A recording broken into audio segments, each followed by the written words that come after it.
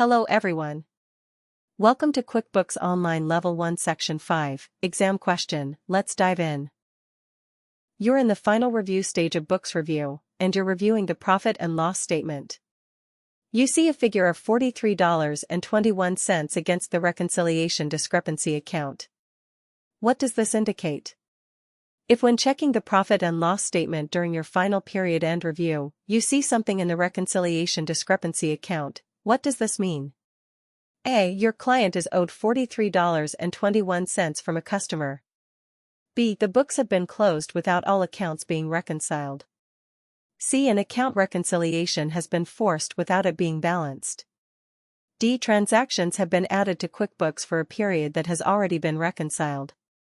The correct answer is C. An account reconciliation has been forced without it being balanced.